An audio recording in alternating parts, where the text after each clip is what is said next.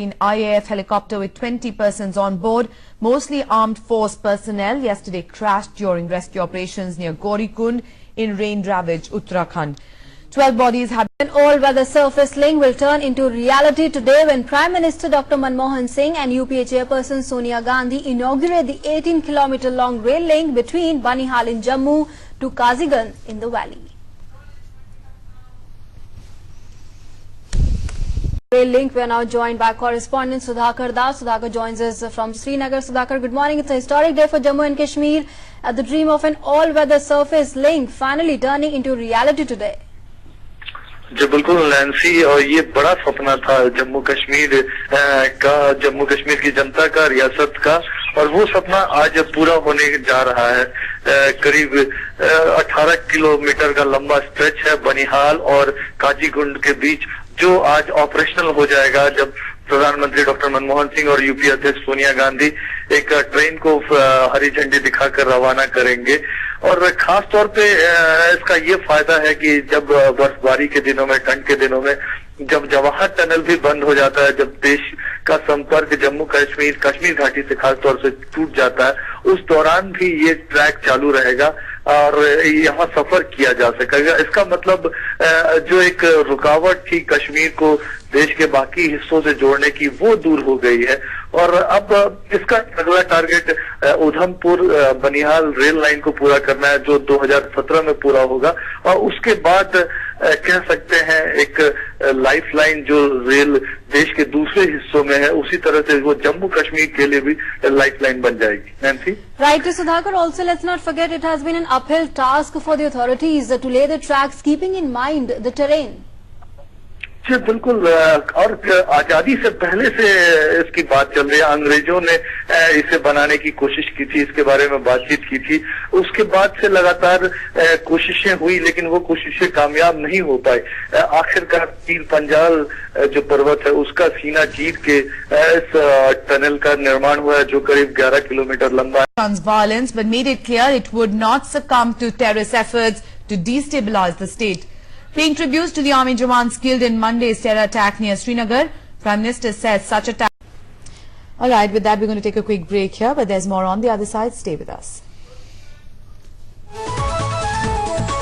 For the people, for those who have been struck there, the pilgrims and the local villages, it's a huge challenge before a mammoth task, I would say, before the authorities, and now there are fears of an epidemic outbreak. Epidemic, of course, because so many dead bodies, we don't know. Nobody knows how many people have lost their lives there, and there are entire nation. But amidst this news of very sad news of coming every day now, yesterday this IAF chopper crash, there are also tales of exploitation, manipulation, people looting. I mean, a water bottle selling for $200, food selling for 400 rupees. Shouldn't the government crack down on such people who are adding to the trouble?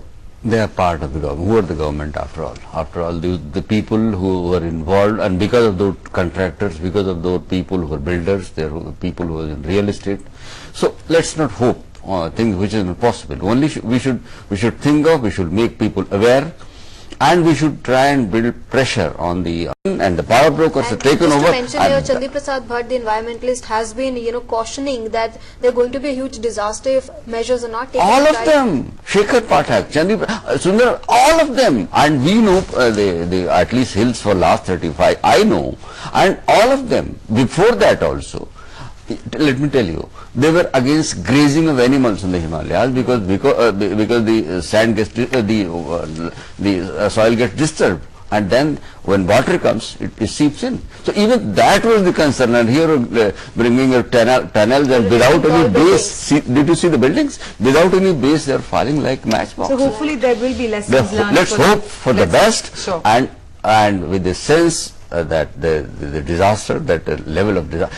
This kind of thing had been happening in Himalayas for millions of years, but it was not being noticed because it was a part of nature. And now in the passes of nature you have built houses. Sure. So these things have to be considered. Sure. Like we said, these are lessons that probably will be learned, hopefully will be learned. Let's turn to the other big story. It's a historic day for Jammu and Kashmir today, talking about that rail link. people are going to get all-weather connectivity. That's a dream that is finally coming true for that state. A dream that should have come in 1947 actually, when Sheikh Abdullah decided to do part of the government, and the Raja of Kashmir was compelled to sign the accession treaty after the Qawali attack on the almost airport of Srinagar. That should have been there, but you know the politics of Srinagar and a lot of Jammu Kashmir, a lot of things have happened. But thank God this has taken place, and the people of Jammu. Talk to anyone who shuns violence. So a strong message coming in there.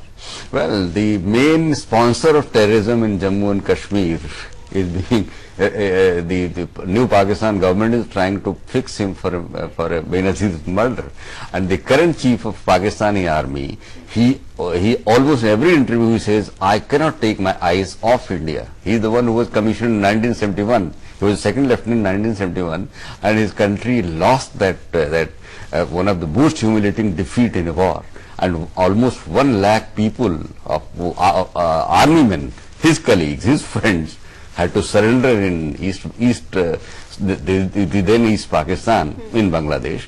So the humiliation that he had to suffer as a soldier from India, so they were trying to take a revenge. But now their economy is in shambles, the army, the civilian. See, let me tell you, there are two kinds of relationships between two countries, sovereign countries. One is a war, either you are fighting or it's a dialogue, or it's a diplomacy. So the relations, and what is diplomacy after all? Keep on talking.